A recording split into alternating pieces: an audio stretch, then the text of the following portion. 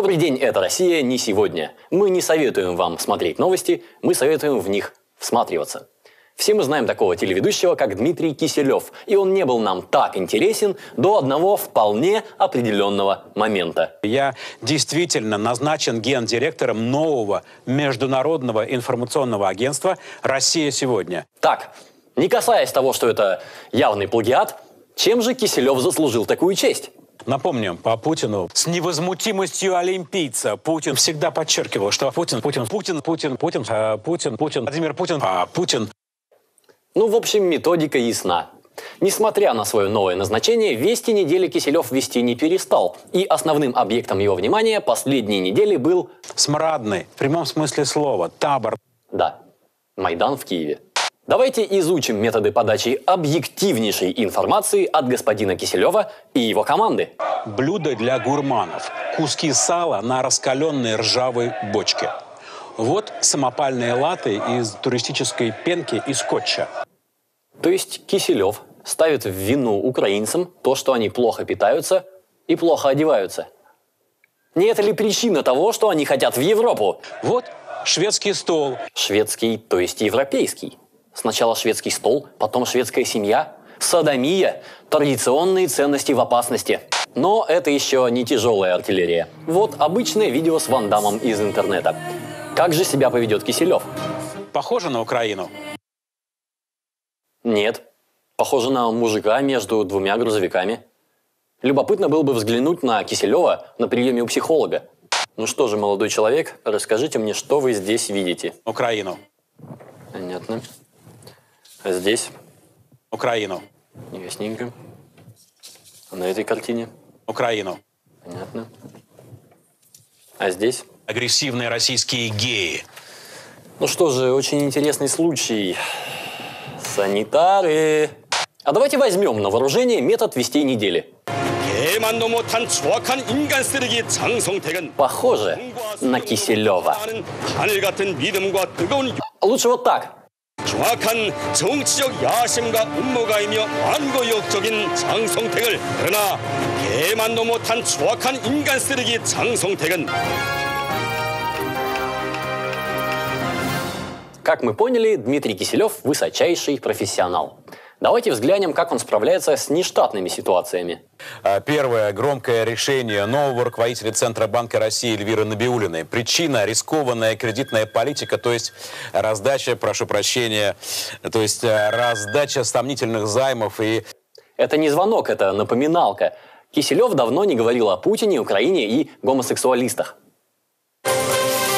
Как голубые еврокомиссары не смогли прибрать к рукам Украину. Я буквально вижу, как команда Киселева придумывала эту формулировку. Как бы нам невзначай обозвать европейцев так? У них голубой флаг. Давай назовем их голубыми. Ну как гомиков, понял?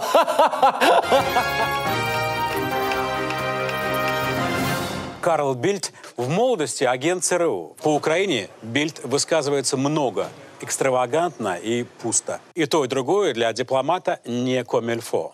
Впрочем, говорить о комильфо по-шведски сегодня вообще трудно. Вот, например, как выглядят детские игрушки в Швеции. Бис и Кайс. Струя мочи и какашка.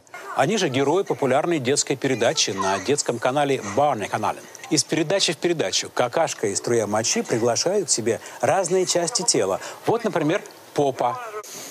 Что же хочет сказать Киселев? В Швеции плохие дипломаты, так как детям в стране показывают такие телепередачи. Любопытно, какие телеведущие в стране, где взрослым показывают вот такие телепередачи. Искусство какать. Если ты с яичками, значит ты мужик. Значит, расслабили живот, выпрямили спину и какайте. А что это? Майдан. Очень маленькая на теле Украины точка. Если обжечь ее паяльником, то станет больно. Больно и, по большому счету, не смертельно.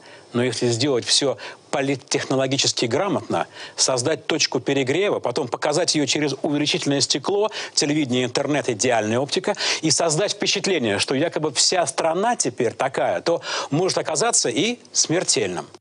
Заметили? Дмитрий Киселев только что описал, как он делает свою передачу. Еще один прием – показать настоящую вещь. Ведь если ее можно пощупать, значит то, о чем говорит ведущий, настоящая правда. Ну вот, у меня в руках защитная каска украинского солдата внутренних войск. А у меня в руках настоящая туринская плащаница.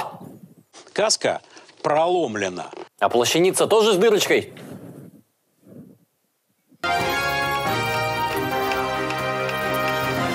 Иногда мне любопытно, откуда Дмитрий Киселев все настолько точно знает. Так или иначе, а Киев на пути к Евросоюзу нажал на стоп-кран. Уговорила Россия? Нет. В Москве переживали, но не отговаривали. Алло, да, Владимир Владимирович.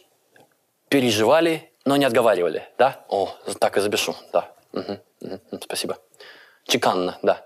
Да, смотрел эту передачу по кабельному шведскому ТВ. Да, очень загнивающая, очень по-западному, мне понравилось. Да, конечно, скажу, что по главному центральному каналу. Да, спасибо вам еще раз. Целую. Нет, вы кладите. Нет, нет, вы. Нет, вы. А вообще мы должны быть довольны, что сейчас весь мир сможет узнавать новости из объективного, мощного, отечественного агентства. Украина. Смрадный, в прямом смысле слова. Табор. Нагадили и ушли. Каюк. Нет, Россия, не сегодня.